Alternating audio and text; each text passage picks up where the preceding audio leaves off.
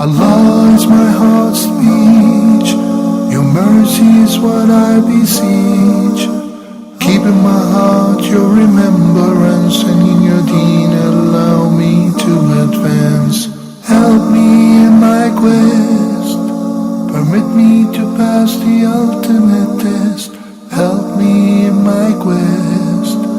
Permit me to pass the ultimate test. Assalamu alaikum wa rahmatullahi wa barakatuh. Bismillahir Rahmanir Rahim. Alhamdulillah wa salatu wa salamu ala nabiyhi wa mustafa Sayyidina Muhammadin wa ala alihi wa sahbihi wa man wala wa ba'd. Brothers and sisters, welcome to any edition of Ask Huda.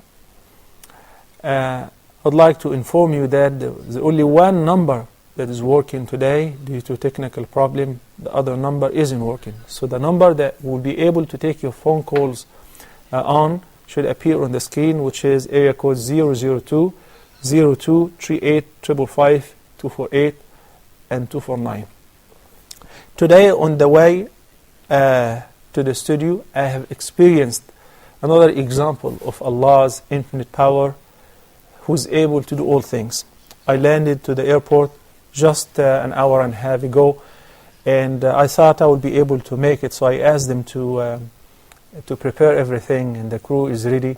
But due to traffic jam, halfway I called and I canceled because it was literally impossible to get here even an hour later than now.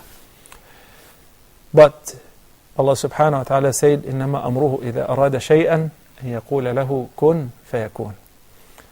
So this is a benefit of believing in the qadr, Allah's preordainment.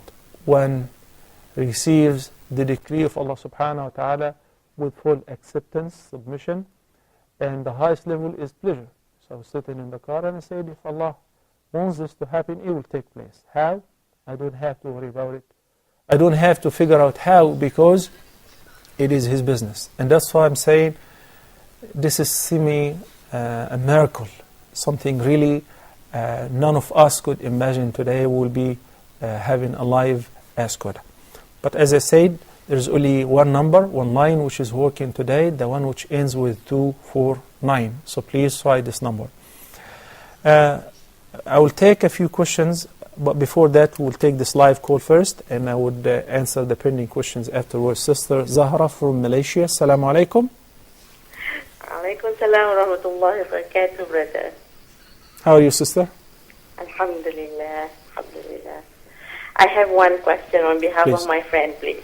Please. My friend just called actually about 5 minutes ago. It's her risk that you are on TV live, alhamdulillah. She has been feeling very scared because she sees the eyes when she prays.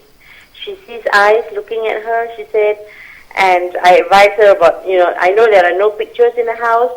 MashaAllah, this sister, subhanAllah, she doesn't leave her prayers, she reads the Quran all the time, and she really follows the deen closely. Alhamdulillah. And yet she sees this, brother. So I promise her that I will ask you, and I hope she's listening to this. She says that she sees eyes in the prayer? Yes, sir. Okay. In prayers, when she's on the prayer mat. Eyes on... Yeah, she used to feel that something was coming from her back to grab her. But she says that has stopped. But she keeps seeing the eyes when she's on the prayer mat. Okay. Okay, so let me ask you one more question. The prayer rug that she's offering the prayer on, does it have any drawings or decorations, or is it plain? She follows the deen very closely. It's just a question in case, because many people do not know that it is very important when you offer the prayer that you should not be facing anything that may distract your attention, including the janamaz or the prayer rug. And that's why in the program of the Prophet's prayer, I made certain that we're offering the prayer on a plain prayer rug, because it helps gaining khushu' and concentration. So, inshallah, I will answer. Does she have any other problem or any disorder outside the salah, or that only takes place in the salah? She used to have it outside the salah. Like I said, she felt something was like this thing is going to grab her from the back, but that has gone, she said. Okay, but this has she been receiving a treatment, visiting a psychiatrist and receiving a treatment for that? No, sir. She's been increasing on her dhikr and her reading of Quran. Okay. Sister Zahra, there is no problem whatsoever if the person is very religious and a believer, and we may get sick and be tested and tried by various ailments and diseases, including sometimes psychological or even mental. And since the Prophet ﷺ said, تَدَاوَوْا عِبَادَ اللَّهِ, it is recommended one should seek the remedy whenever it is available and it is required.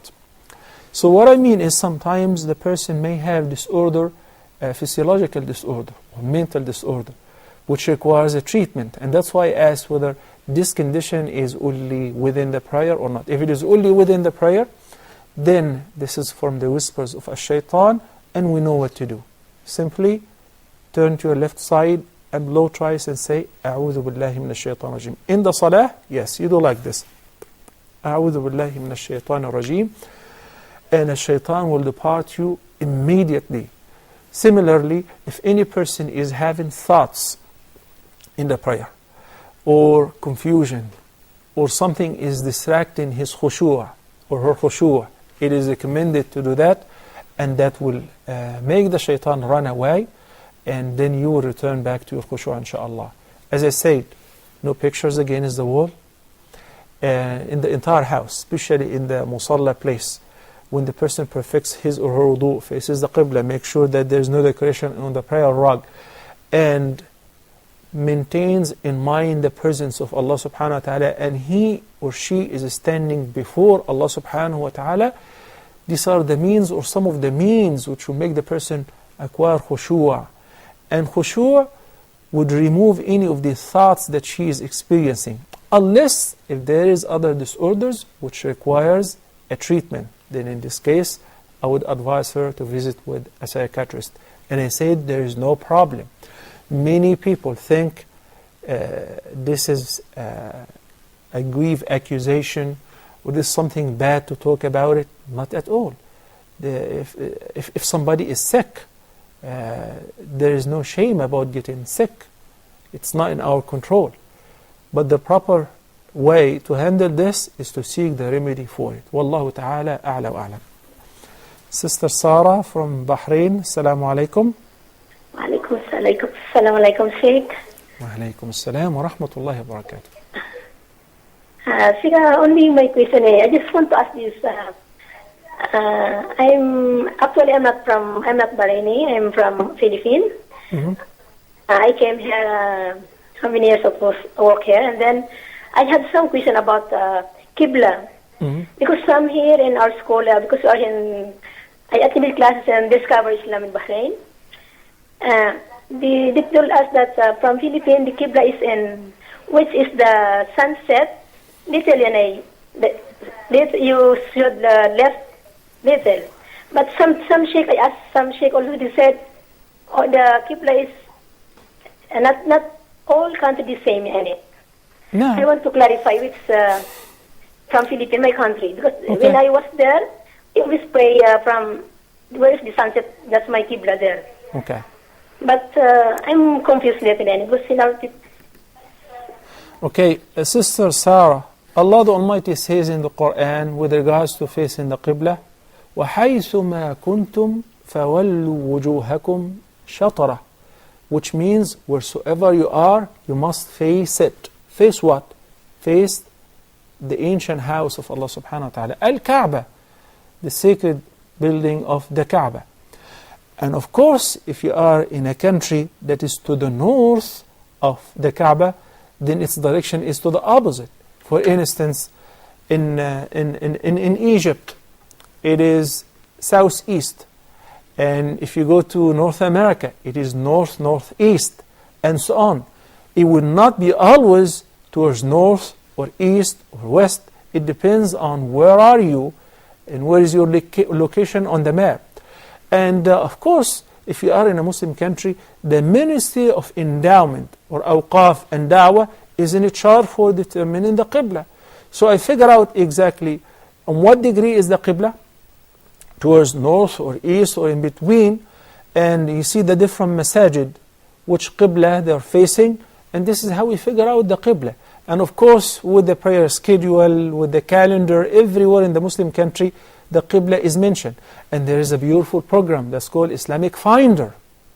Islamic Finder is also affiliated with Huda TV, by the way, for many of you who do not know, which have the Qibla of every spot on earth, every country, in addition to the prayer times, the prayer schedule.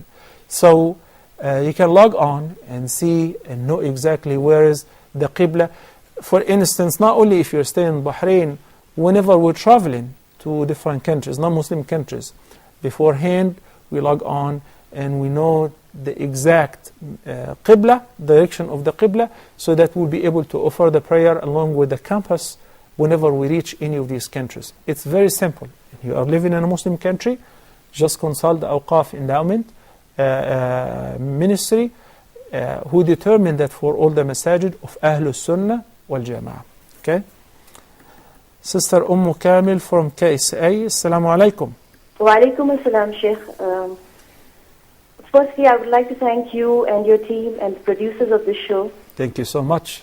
May Allah subhanahu wa ta'ala reward all of you immensely. Ameen. Ameen. My question is regarding the time limit for Fajr Salah, Sheikh. Yeah. If, for instance, the Fajr Azan is at 4:45 a.m., then approximately how much time does a person have to offer Fajr on time? I mean, after how many minutes approximately does the time of Fajr Salah expire? Okay. Please guide me according to time and not according to how the sky looks, because sometimes it's not possible to determine the state of sky, and sometimes it's not possible to open the windows at such early hours in the morning. So if you could guide me according to the timings. Kamil, and then you're calling from 1 hour or 1.5 hours. When exactly does the Fajr time expire from the time of Azan? Okay. My second question is, I usually see a time mentioned in the calendar as Al-Ishraq. What exactly does it mean? Does it mean that I can pray Fajr Salah until, up to this time, Al-Ishraq, or does it have some other meaning? So you notice that there is an Ishraq time. Okay, we lost Kamil on the line. But now since, I hope you're hearing me, since you said about Ishraq on the calendar, that answers your first question. The Ishraq means sunrise.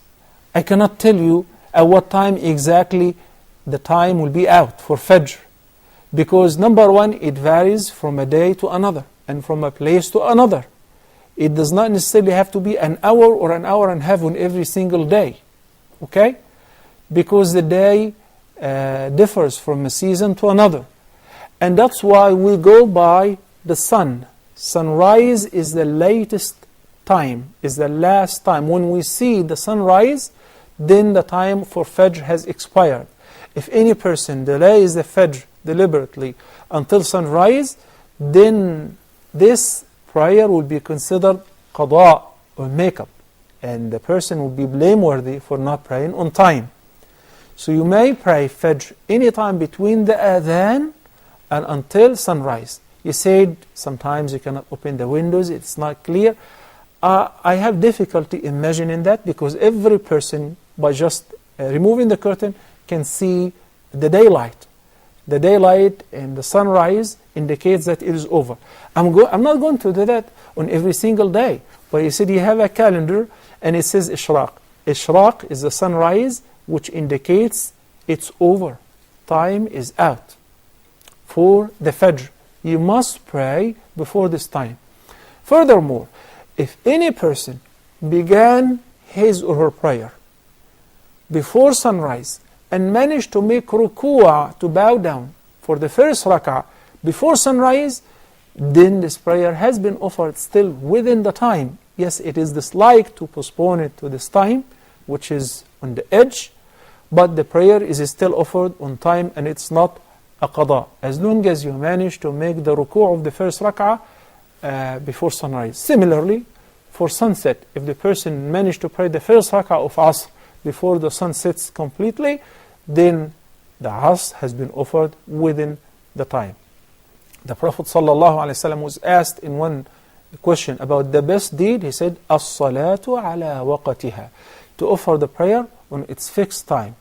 And of course, the best of the best is to offer the prayer on its earliest time, and not to wait until it is risky, that you may not get to pray before fawatul waqt.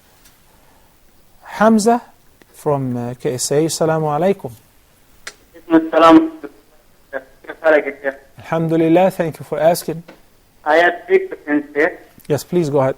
One is, I have heard from my parents that after every salah you should say 7 times Ya Nuro on the right hand and 7 times Ya Baqiro on the left hand side, so that, and blow it and put it in your eyes, so that it will help increasing in eyesight and it will help the eyes. So can you please explain about this? Okay, Hamza, before you go to the next question, this practice is false, No. is baseless, No. does not have any proof, and if you do that, this is an innovation. This practice, which you just mentioned, Yes. is been practiced in some cultures that have nothing to do with the deen, and this is plain innovation. And if the person does that, it even affects the acceptance of his ibadah. The Prophet ﷺ said, "Man ahdatha fi amrina hada ma laysa minhu, fahuwa rad." This is ibadah. To invent something which is not originally from it, the Prophet ﷺ did not instruct us to do it, it will be entirely rejected.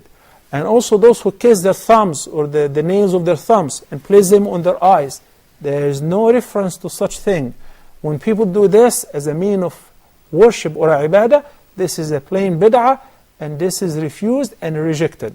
Next. I have second question that about combining intentions. For example, if I am going to eat food, then if I say, I want to remind everybody to say Bismillah. So if I say Bismillah loudly, my intention would be like to remind everybody. But can it be also for the food taking only one Bismillah loudly before taking food, as it is a sunnah, and everybody will be reminded? So can we combine intentions like that? Hamza, let me see if I understood you correctly. You're talking about making the basmala or mentioning the name of Allah before eating? Yes. Okay, so you're saying about saying Bismillah out loud, so to remind everybody to say it, right? Yes. Yes, And that's allowed. So will one Bismillah be sufficient, or we have to say once loudly so that everyone is reminded, and once in myself so that before eating food? Okay, so saying it with this intention to remind everybody is permissible. You have a reason for that. Okay. And the third question is that in my school, one boy said that wearing a thobe, the thobe which we wear, is not from the sunnah. Wearing a kurta is from the sunnah, that is kurta, pajama of the Indian Pakistani dress. So he said that because when we have to ride a horse, so we cannot wear this thobe and ride a horse, while the kurta is studded from the side, so that we sit on the horse and ride it, it will be easy. So that they say logically that it is not the sunnah, wearing kurta is the sunnah. So can you please clarify about the Hamza, once again, let me see if I understood you correctly. Are you talking about comparison between the thobe and the shawar qamis? And which one is the sunnah? Yes. Okay. If you wear a shawar qamis, that's perfectly fine. Okay. If you wear a thawb or a jubba, that's perfectly fine as well. There is no specific outfit where we can say this is the sunnah. The Prophet ﷺ used to wear the imama.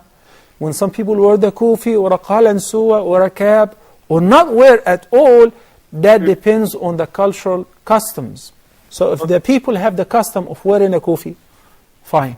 Wearing the imama, fine. Wearing shawal qamis, and by the way, I love the shawal qamis. And I believe it is very comfortable, and it is the best with regards to covering the awra, offering the prayer freely, and moving freely.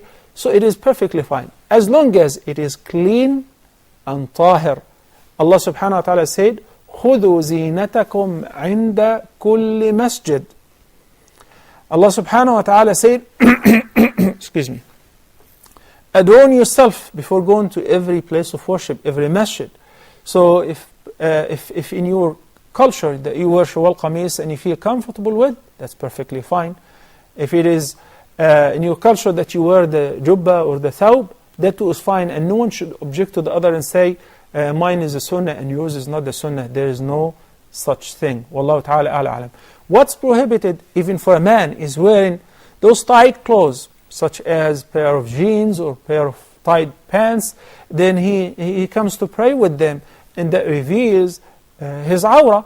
So the awrah is required to be covered during the prayer or inside the prayer, not only covered by just covering them with an outfit, but the clothes or the outfit must be loose, not tight, to the extent that it reveals the details of the body, whether for a man or a woman. Hamza, I guess we answered 3 of your questions. Jazakallah khairan. Muhammad, United Arab Emirates. Assalamu alaikum. Wa alaikum salam. How are you, bro? Alhamdulillah wa shukrillah. Thank you for asking. Pleasure to have you. Shukran. Inshallah, may Allah bless you. Ameen. Thank you so much. With all Muslims around the world, Ameen. Ameen. Ameen. Yeah, I have my 2 questions. My first question I would like to, because we get confused with me and my friend around regarding our Sahabas, you know, from Sayyidina Abu Bakr, Sayyidina Umar, Sayyidina Ali, and Uthman. Why it was coming, you know, the first one not to be the last, or the last one not to be the first, you know. Why it was coming on the orders, then to be on the position where they are, like first, second, third, and fourth. I hope you understand. Muhammad, no, I'm sorry, I didn't understand your question. The order of the rightly guided Khulafa, Abu Bakr, Umar, Uthman, and Ali. Okay, what's your question then? Yeah, the question is why they were like, they particular info, anyone who was having a more knowledge than the other one, the second one, third one, or the fourth one. I still didn't get the question. The question is, my question is, I would like to know, because I'm with my friend here, he's little Shia, and he wants to know what Sayyidina Ali, you know, he was not the first one. Why it was Abu Bakr and... Okay, ask your friend, when the Prophet ﷺ got sick, whom did he order to lead the prayer? Yeah. Okay? Yeah. Leading the prayer is an indication that this person should lead the ummah. Okay? And also when the Prophet ﷺ on the 9th year delegated the Muslims to perform Hajj, he appointed Abu Bakr as-Siddiq radiallahu ta'ala anhu ardah as the leader of the caravan. Naming Abu Bakr, may Allah be pleased with him, as the first caliph, then Umar, then Uthman, then Ali, was in an agreement with all the companions of the Prophet ﷺ. There was a general consensus. Ali ibn Abi Talib, may Allah be pleased with him, have agreed to that himself. So, for a person who's living in the 21st century, who wants to know exactly what happened in the past, should not present that in the form of an objection or a question. How come Ali was not before Abu Bakr? How come Uthman was before Ali, and all of that? Rather, you have to be fair-minded and read the seerah. Read about who is Abu Bakr, who was Umar, who was Uthman, who was Ali radiyallahu ta'ala anhum wa ardahum ajma'een. Before sitting on your couch, reclining and eating some pistachio and giving judgment, these guys were wrong and this person should be before this person. The Prophet ﷺ praised and admired this generation, and he said, خَيْرُ النَّاسِ قَرْنِي ثُمَّ الَّذِينَ يَلُونَهُمْ ثُمَّ الَّذِينَ يَلُونَهُمْ. The fitna which erupted at the time of Ali ibn Abi Talib, may Allah be pleased with him, simply somebody asked him for miracle. He said, Ya Amir al-Mu'mineen, how come at the time of Abu Bakr and Umar and Uthman we have no trouble? And the trouble only started during your Khilafah. He said, because Abu Bakr and Umar and Uthman were ruling people like me, and now I'm ruling people like you. That's why the fitna erupted. Those who are trying to dig in order to create fitna, who are we to judge which one of the companions is better than the other? We all know that there is a general consensus between all the scholars of Ahlul Sunnah wal Jama'ah that Abu Bakr as-Siddiq is the second best man in this ummah, and Umar is the third, and Uthman is the fourth, and Ali ibn Abi Talib radiyallahu ta'ala anhu ardah, and so on. Amr ibn al-As, may Allah be pleased with him, the Prophet ﷺ appointed him as a commander of chief to one expedition. It was غزوة ذات الرقاع. And when he returned victorious, he wanted to gain some credit from the Prophet ﷺ by saying, Ya Rasulullah, whom do you like the most? Whom do you love the most? Man ahabbu nasi ilayk. Who's the dearest one to you? The Prophet ﷺ said, Aisha. Aisha, the daughter of Abu Bakr as-Siddiq. So he said, no, I'm sorry, I did not mean of women. I meant of men. He said, her father, Abu Bakr as-Siddiq. He said, then whom? He said, then Umar. Then whom? Then Uthman, and so on. So he had to, and Ali ibn Abi Talib. So he quit because he noticed that his name was not in the list. It doesn't mean that he was not near to the Prophet ﷺ, but the list showed the priority with regards to their position in this ummah. But for us, all the companions are the same. رَضِيَ اللَّهُ عَنْهُمْ وَرَضُوا عَنْهُ. May Allah be pleased with them. And they were pleased with Allah subhanahu wa ta'ala and will be pleased with Him, inshaAllah, receiving their reward in heaven. This is a lengthy subject. Unfortunately, we don't have time to talk about it. But we have programs talking about the Sahaba al-Kiram, the noble companions of the Prophet sallallahu alayhi wasallam.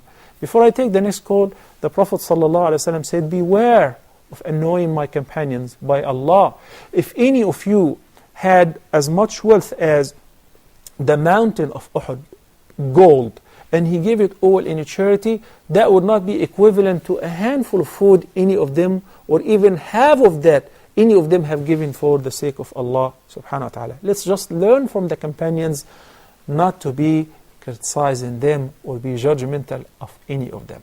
Assalamu alaikum. Sister Azima, KSA. Assalamu alaikum. Wa alaikum assalam wa rahmatullahi wa barakatuh. And I'm Summer Azima's daughter from the U.S. and we're here from... Where are you from the U.S.? Which state? I am from California. California, okay. And we're here for Saudi doing Umrah. Okay. And we got ready in Medina. We took a shower, we cut our nails, and we had the intention of doing the Umrah. Okay. And we took a car and we're driving to Mecca. About 100 kilometers, my mom and I remembered that we didn't say Labbaik Allahumma Labbaik at the Miqat. Ah, okay. So does that qualify for the Umrah? And where are you currently? Are you on the way or you already entered No, Mecca? we're in Mecca right now. Have you performed the Umrah?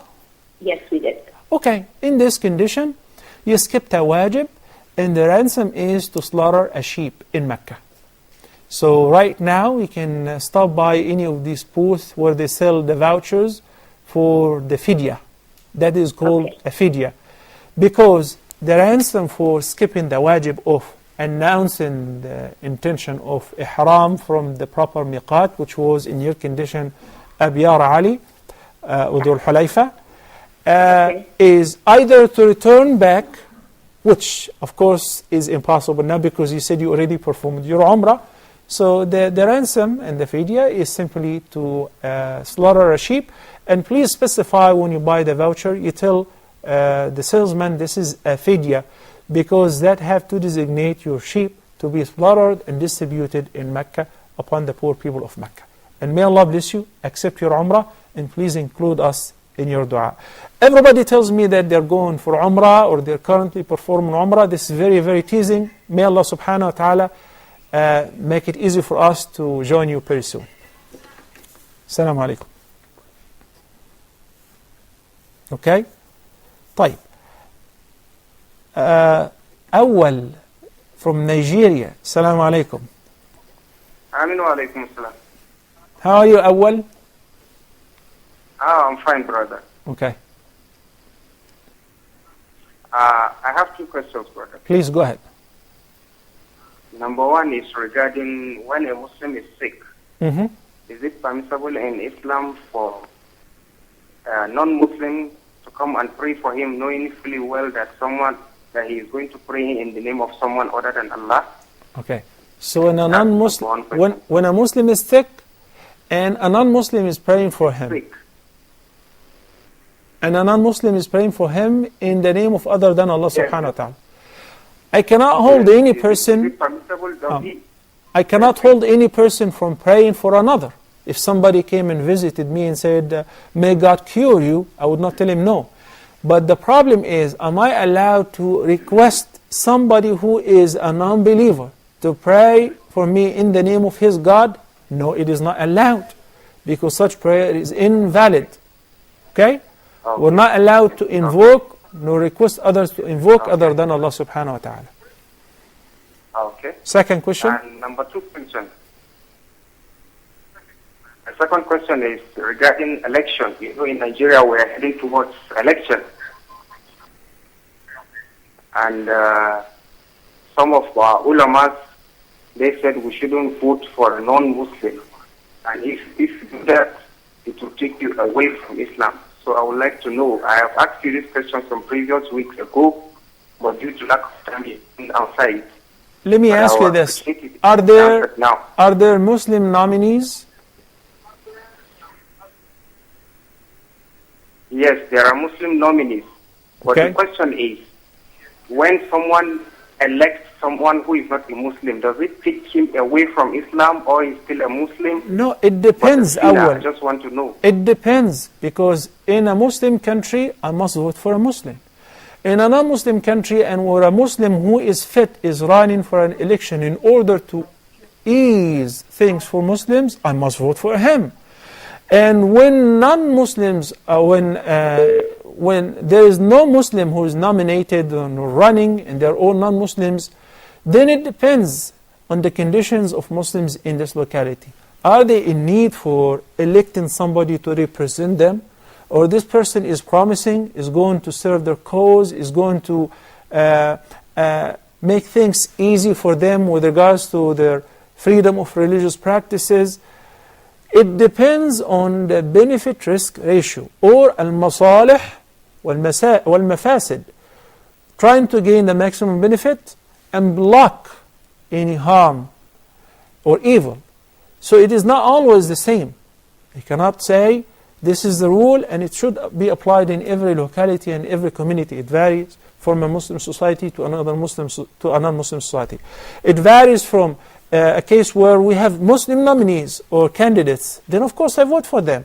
And when I don't have any Muslim at all and they're all non-Muslims, then I should measure each case depending on the circumstantial evidence or the circumstances of each case. I cannot generalize. Okay, I hope this is clear.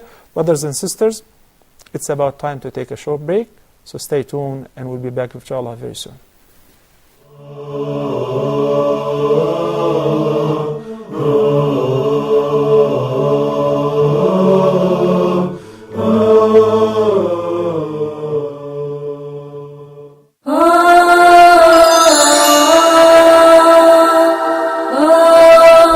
In your standpoint of view, are there specific or certain criteria to choose your spouse or a partner, to marry or not to marry?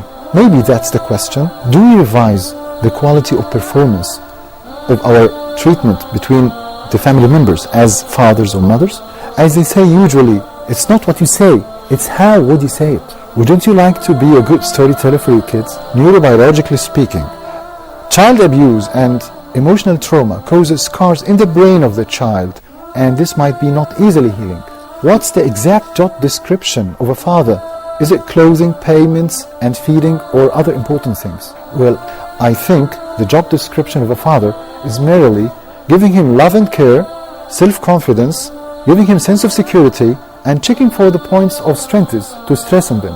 What about potty training and its planning? Oh yeah, actually, it's a state, it's a condition. Fatherhood is not a body or a person, it's a state. Are you a good or skillful designer for the policy and the long-term plans of the life of your kids? Join us every Wednesday for family issues.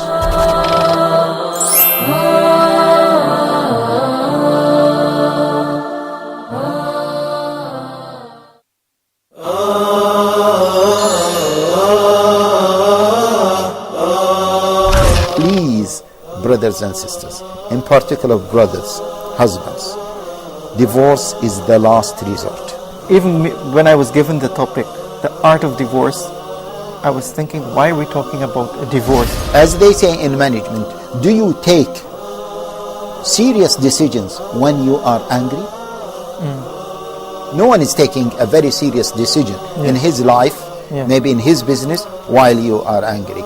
A divorce happening every 6 minutes. We are not talking about enjoying the divorce, but we are talking about certain steps to be followed in order to avoid divorce or minimize the possibility of divorce or minimize the consequences of divorce. Any divorce taking place have many ill effects. So we would like to minimize those ill effects.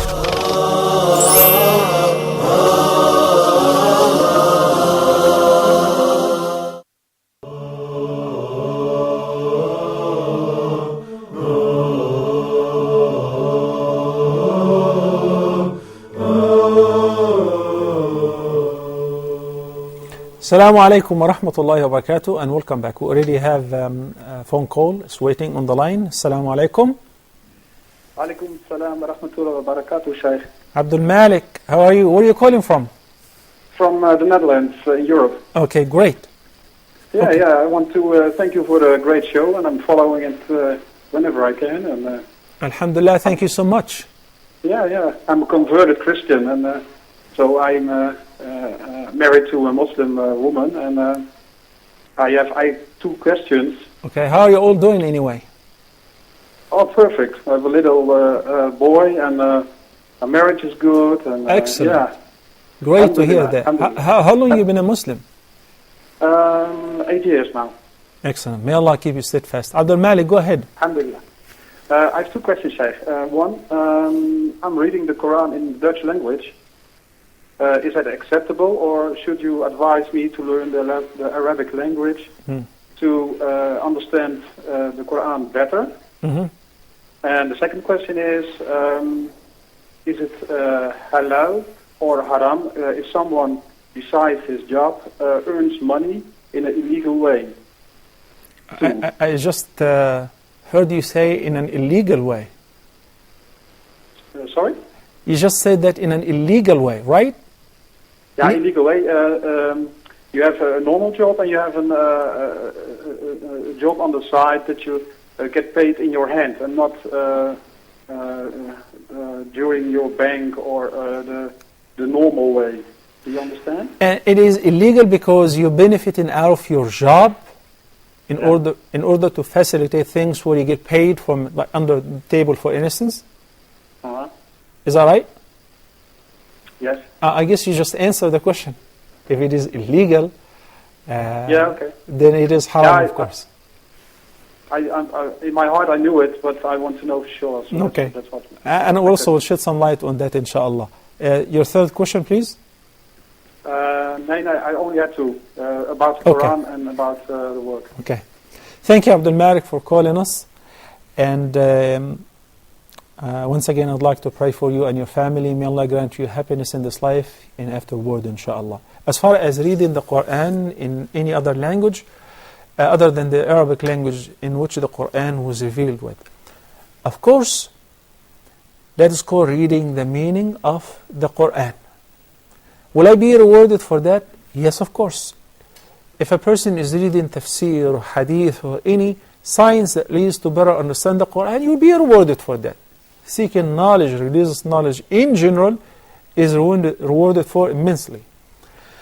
But the set reward which the Prophet ﷺ has said, for each letter you get 10 good deeds, is when you read the Quran in the same language it was revealed with. Does this require you to understand it? Not necessarily.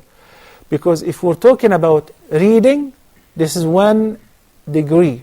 Then there is a higher degree or rank which is understanding. And by the way, not every Arab understands what he reads. Not necessarily. Not necessarily in every verse and in every chapter. And that's why we go back to the tafsir. So what I advise you is learn how to read the Arabic alphabet and pronounce these letters and learn the tajweed. And this matter is very affordable and easy.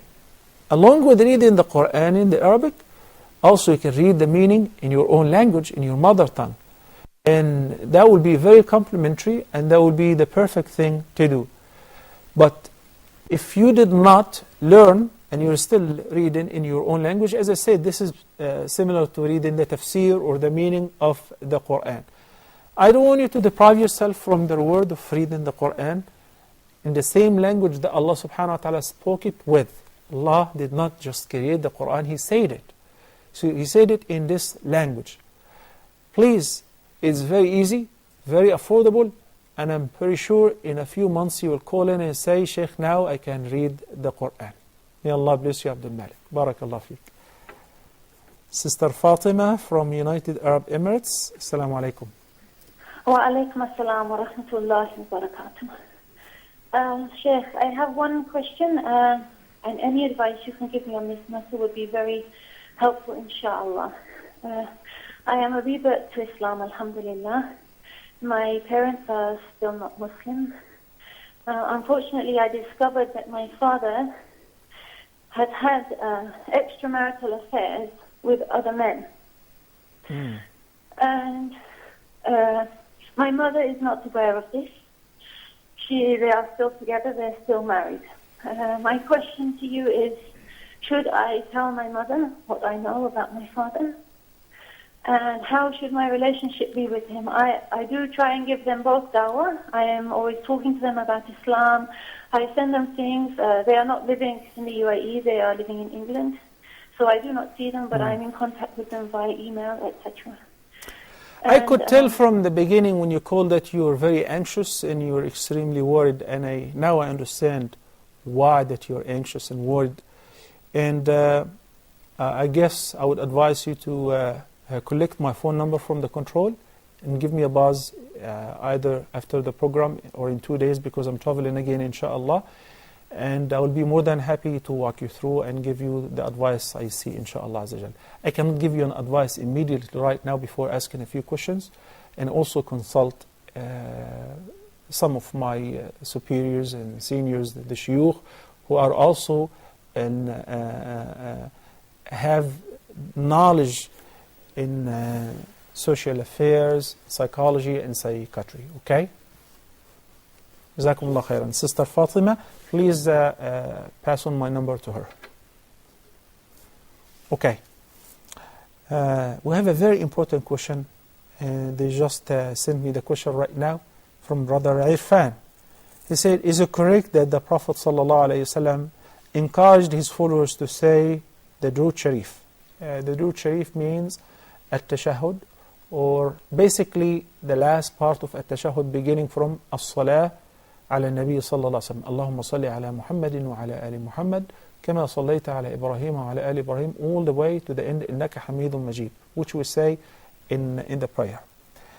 So that is the Durud Sharif. He said, did the Prophet ﷺ encourage his companions to say in excess, especially on Fridays, as angels present him, sallallahu alaihi wasallam, duruds of his ummah during Friday? If such thing exists, then what is the correct version of it? There are two ahadith of that. One of them is judged as fair. The Prophet ﷺ said in the hadith, which is collected by Al-Hakim and Al-Bayhaqi, أكثروا من الصلاة علي في يوم الجمعة فإنه ليس يصلي علي أحد يوم الجمعة إلا عرضت علي صلاته. There is another version by Ibn Majah, narrated by Abu Darda, may Allah be pleased with him.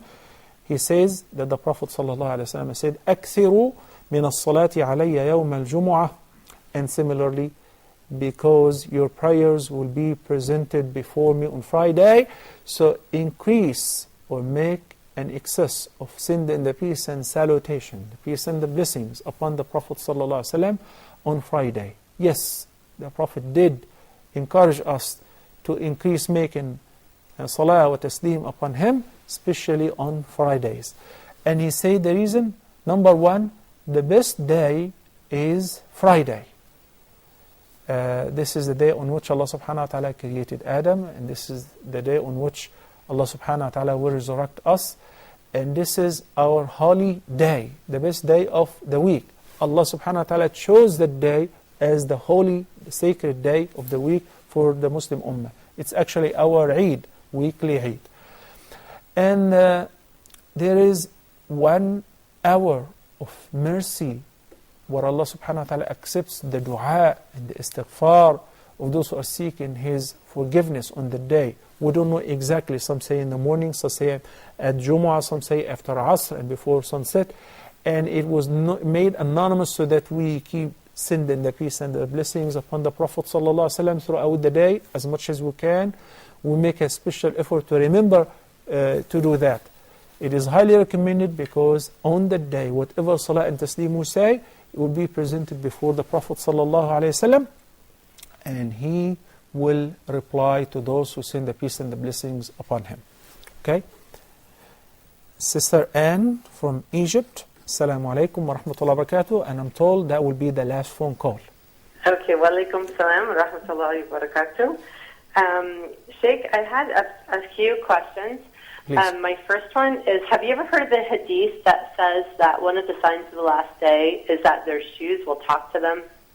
I was told it. The what will talk to them? Your shoes. Your shoes will talk to you. Yes, someone told me about a hadith like this.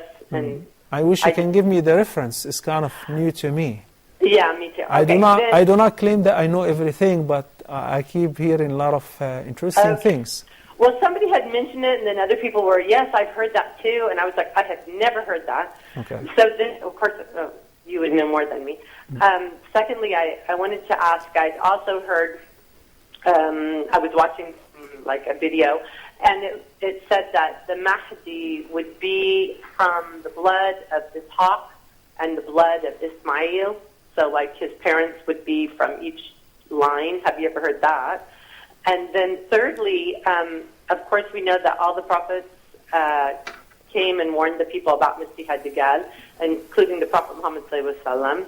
And of course the Prophet ﷺ used to make dua to protect himself against Dajjal. And so is that because the mischief of Dajjal has been ongoing?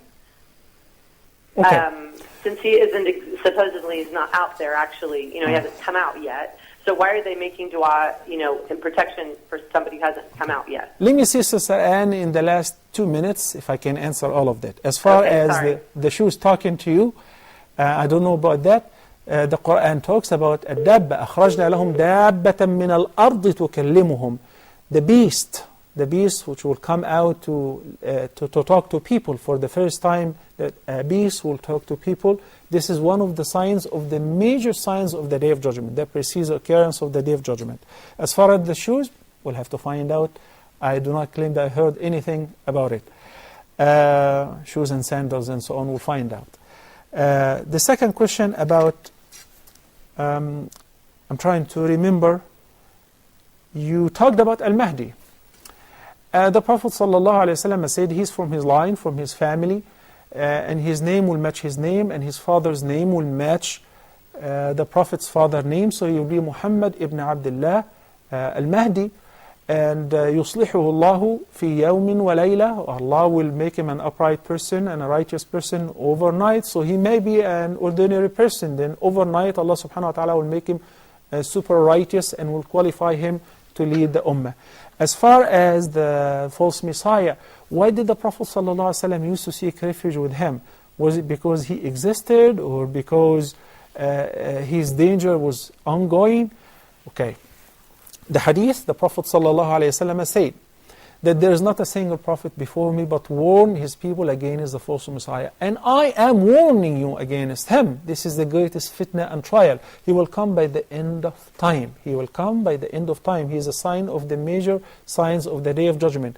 Don't worry about him, because the believers will be able to recognize between his eyes on the forehead will be written kafara or kafir. He's a disbeliever or he disbelieved. So this is a very important. But why did he warn? And to the extent that in every fard prayer, he used to seek refuge with Allah against the trial of the false Messiah, because his fitna is very, very extreme. Allah will give him, guess what? I cannot continue because they're warning me that we have to end up right now. So inshallah, hopefully, next episode will begin by talking a little bit about the false Messiah. Brothers and sisters, by that we'll come to the end of today's episode. Until next time. Assalamu alaikum wa rahmatullahi wa barakatuh. Allah is my heart's speech. Your mercy is what I beseech. Keep in my heart your remembrance, and in your deen allow me to advance. Help me in my quest. Permit me to pass the ultimate test. Help me in my quest. Permit me to pass the ultimate test. Help me in my quest. Permit me to pass the ultimate test.